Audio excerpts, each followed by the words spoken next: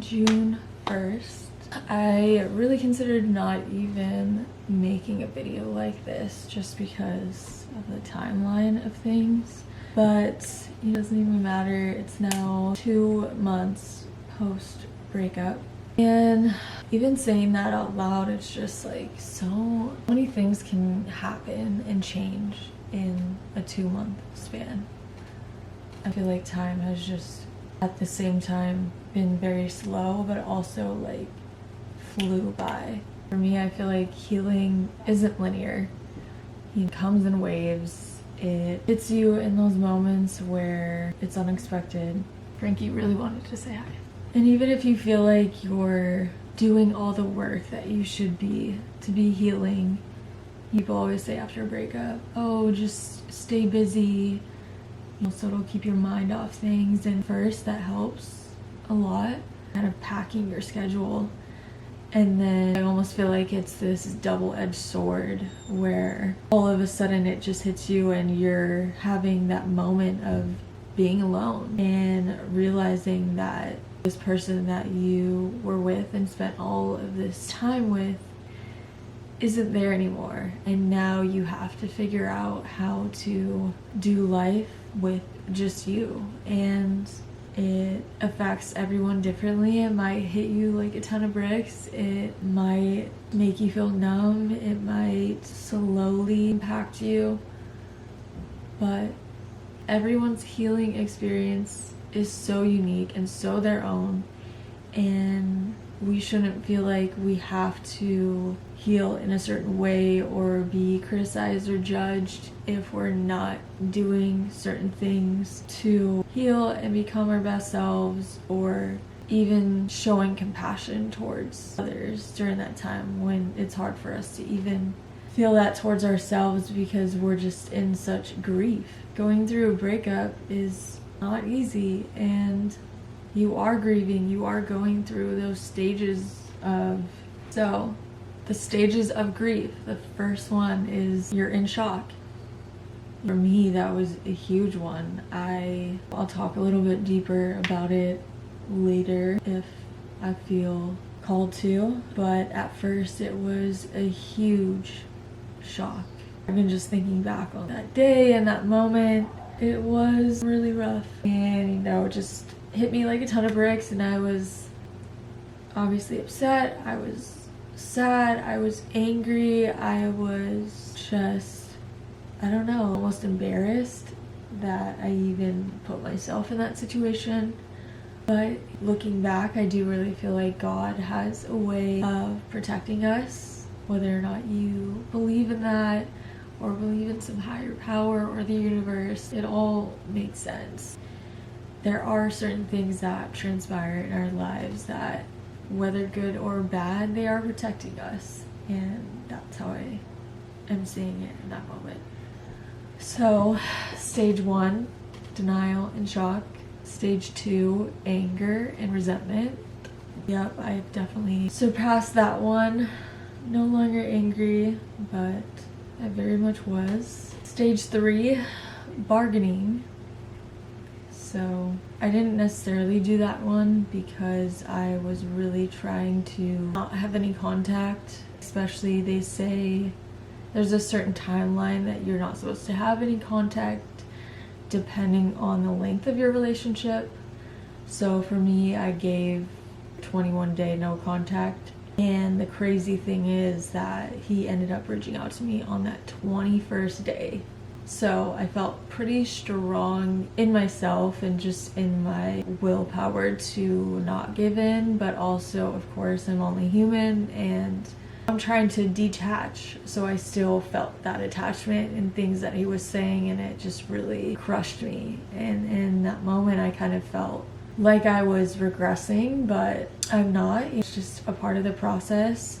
They're gonna contact you regardless, and you just have to figure out how you're gonna react and how you're gonna approach that situation. And hopefully there's been enough time between that no contact to contact that you have been able to gain a better perspective on things and really stay grounded and true to your purpose and your meaning. So stage 3, bargaining. Next stage is depression and sadness. There has definitely been a lot of sadness and grief, mostly in the beginning, because for me, I really just wanted to move through it.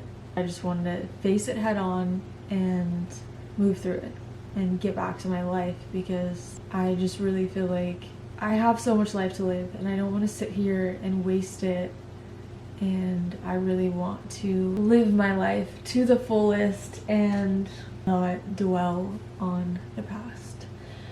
So at this point in time, 2 months post breakup, of course, like I said, it comes in waves. Stage 4 was depression and sadness.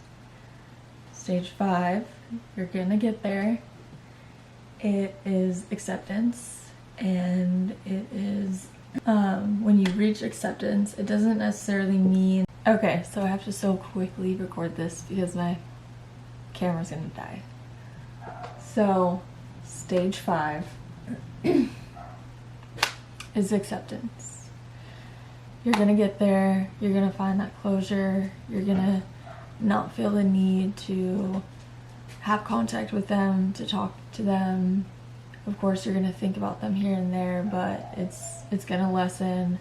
You're gonna figure out your purpose and find a way of getting back to yourself and living life for you, which is such a beautiful thing to be doing, you know, to find happiness in your solitude, within yourself, whether that's, like I said, creating a goal, finding your purpose, deepening your faith. Just, it could be really anything. Getting back to art if you really loved art. Getting back into making music if you really loved that. Like, just really find something that you love to do and do that and go all in on it. That would be my snippet of advice. You know, and you're gonna move on. You're gonna find someone. Your person is still out there, and whether that's something you really want, but I do really believe that your person is still out there and you're gonna find them, and whether that's something you want or not, like, just remember, like, what a blessing it is to be protected by things and find gratitude in everything, small, big. You deserve love. You're gonna find love. Find it within yourself, and that's all. So let's get to making some matcha, and I'm gonna get ready because I'm gonna go to boxing. Yeah, I'll see you guys in a bit. Yep, gave consent to the vlog. What up?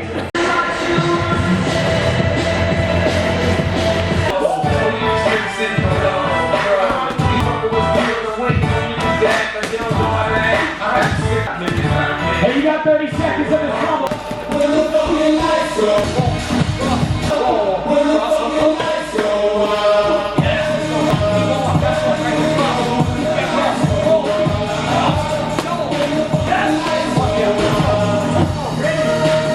You're a minute empty.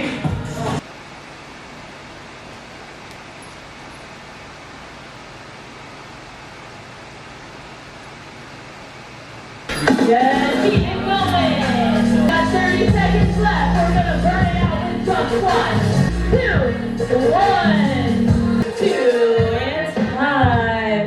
Just squatting down and keeping those hands up at the same time. Aiming for head shot, body shot all the way down that back. One more time for a triple jab. Cross, duck, lead hook, cross, and another lead. Find your focus here, find that rhythm.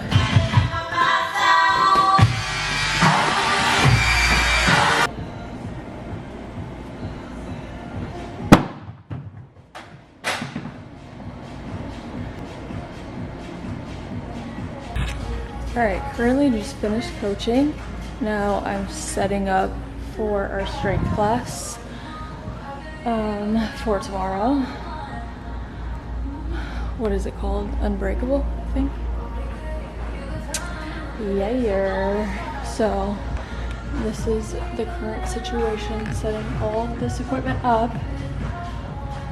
Barbells for barbell curls, benches for seated dumbbell curls.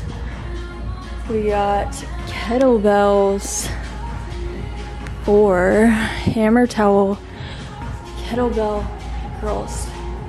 Say that 3 times fast. We got step trainers for those step ups. And yeah, I'm ready to get out of here and have dinner, so we gotta hurry it up. Okay, made it home. Got the chicken shop, got my chicken and fries, a root beer probiotic soda, so good. Okay, but real talk, I wanted to film this vlog not only to share my day in the life, you know, staying busy post breakup, but to share a commonality, find connection, find community for anyone else going through a breakup. I know collectively there really has been something in the air over these past few months. You know, like March, April, May. There's been a couple of people I've talked to and they've gone through breakups during that time. So something big was shifting, and I really do believe that God protects us and He removes things from our life that no longer serve a purpose. You know, of course, it served its purpose, and now time to walk away, basically. So, and I know in that moment when that breakup is happening, I know it's hard to wrap your head around, because I know that breakups are devastating. They are not easy. You grieve, and yeah, it's just never easy in any situation. So I want you to know that I see you and you're not alone, and you're gonna get through this. I promise you that. For me, currently, I feel like I'm definitely at that final stage of grieving and accepting things for what they are. And you know, although I really loved and cared about this person deeply, it served its purpose.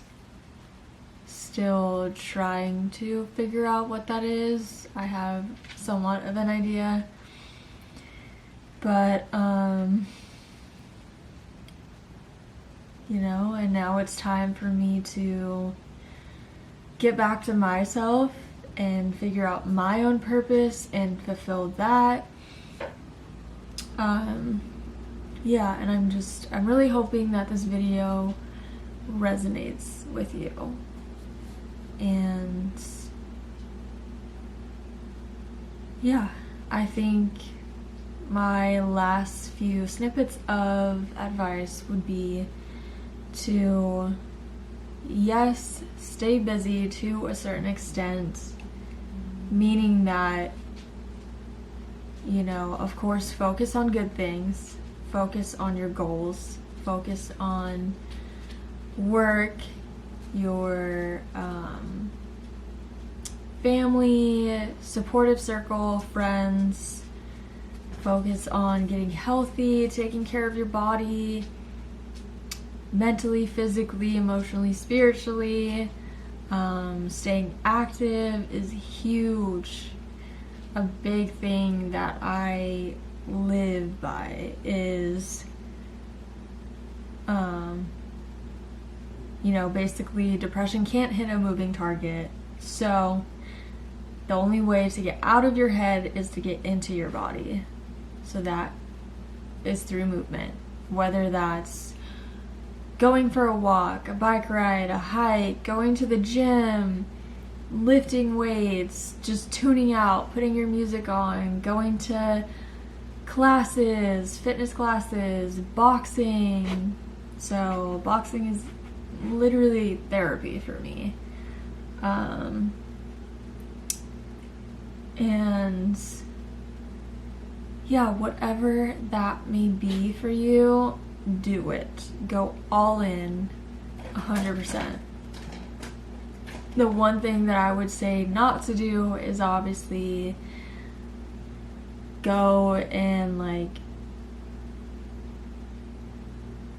binge eat or binge drink or jump into a relationship again and find someone else. The only thing that you should be doing right now is finding yourself. And then once you get back to that, your person will be there. I promise you that. So that being said, you are definitely not alone, and truly the only way to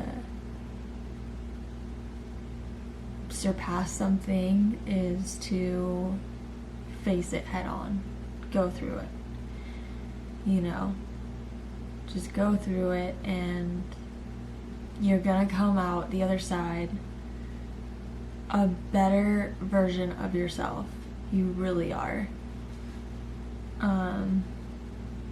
You know, it, like, for me, something that's been helpful too is journaling things, like jotting things down. Whatever that may be for you, I would say go all in, do it, get back to yourself, and your person will be there. So that was my rant. I really hope this video, my message, connected and resonated with you. And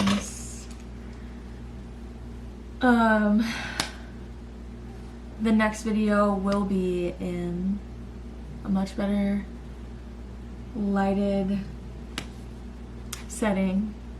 The ambiance will be better. Promise you that. So tune in next time, and much love to you guys, truly. And yeah, I'll see you guys next time.